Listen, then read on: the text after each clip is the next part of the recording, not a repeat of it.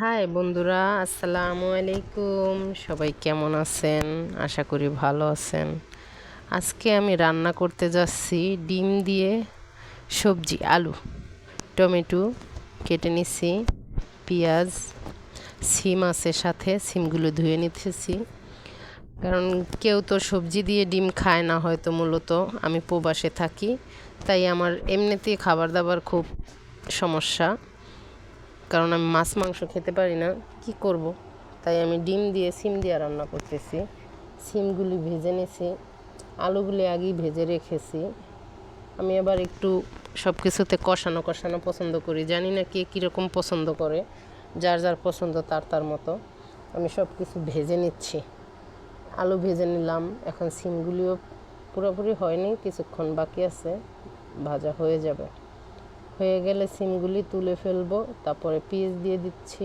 পেঁয়াজটা ভেজে নিলাম, লবণ দিয়ে দিচ্ছি সামান্য, যার যার পরিমাণ মতো সে দিবেন। এখানে হলুদের গুঁড়ো আছে, ধনিয়ার গুঁড়ো আছে, আদার গুঁড়ো আছে, মরিচের গুঁড়ো আছে, সব মশলা একত্রে দিয়ে দিলাম। দেওয়ার পরে এটা নাড়াচাড়া করব, কষে নিব কিছুক্ষণ, কারণ না হয়তো আবার মশলার গন্ধ বলবে। কারণ যেহেতু আমি একটু আদা ব্যবহার করছি, গন্ধ একটু আসতেই পারে। সামান্য পরিমাণে একটু পানি দিয়ে দিলাম। এখন এটা সুন্দর করে কষিয়ে নিব। কষানো হয়ে গেলে এটার ভিতরে আমি একে একে করে, মশলাটা কষানো হয়ে গেছে, কারণ উপরে তেল উঠে গেছে, সেজন্য বুঝতে হবে মশলা কষানো শেষ। মশলা যত কষাবেন তরকারির স্বাদ অত বেশি হবে। মশলা না কষাইলে কোনো তরকারি স্বাদ হয় না। সব কিছু মশলার ভিতরে, মশলা পরিমাণ মতো দিতে হবে, কষাতে হবে ভালো করে। কষানো হয়ে যাওয়ার পরে আমি এটার ভিতরে টমেটো দিয়ে দিলাম। টমেটোগুলো দেওয়ার পরে এখন এটা একটু ভালো করে আবার কষিয়ে নিই, লাড়াচাড়া করে নিই, কারণ মশলাটা তো মিশতে হবে টমেটোটার সাথে। টমেটোটার সাথে মশলা দেওয়া হয়ে গেলে এটার ভিতরে একে একে আমি সবজিগুলি দিয়ে দিব।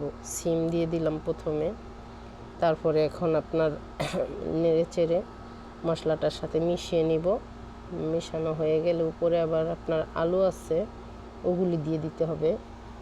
আলুটা আপনার ভেজে রেখেছি আমি আগেই, এখন আলু দিয়ে দিচ্ছি উপরে।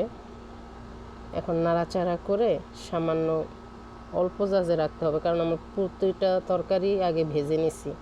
বেশি চুলার গ্যাস বাড়ানো থাকলে পুড়ে যেতে চাবে, সেজন্য আমি অল্প আজে সুন্দর করে তরকারিটা কষিয়ে নিলাম। তেল উঠে গেছে, কষানো আমার হয়ে গেছে দেখা যাচ্ছে। মাশাআল্লাহ, কালারটাও সুন্দর আসছে। এখন এই যে ভাজা তরকারির ভিতরে, আপনার সবজির ভিতরে ডিম দিয়ে দিলাম। ডিমটাও ভেজে রেখেছিলাম, এখন গরম পানি দিয়ে দিচ্ছি, কারণ ঝোল তো একটু হালকা থাকবে, বেশি না। যেহেতু তরকারিটাই ঝোলের, ঝোল তো একটু রাখতেই হবে। আর মূলত আমি তো রুটি খাই, সেজন্য ঝোল তরকারির দরকার হয়। মাশাআল্লাহ, অনেক সুন্দর হয়েছে। এখন এটার ভিতরে আস্ত কিছুটা কাঁচামরিচ দিয়ে দিব, যাতে একটু ঝাল বেশি হয়। আমি আবার একটু ঝাল খেতে পছন্দ করি, সেজন্য ঝাল দিয়ে দিচ্ছি। কাঁচা ঝালটা বেশি প্রিয়, মরিচের গুঁড়ার চেয়ে না খাওয়াটাই ভালো। কাঁচামরিচের ঝালে কোনো ক্ষতি করে না। এখন উপরে আমি ধনিয়া ফাঁকি দিয়ে দিচ্ছি, জিরা ফাঁকিটা। সব কিছু আমার ঘরে মশলা আগেই গুঁড়া করা থাকে টালা, কারণ এরা তো কোনো কিছু আস্ত খায় না, সেজন্য বাহিরের মশলা ইউজ করা হয় না।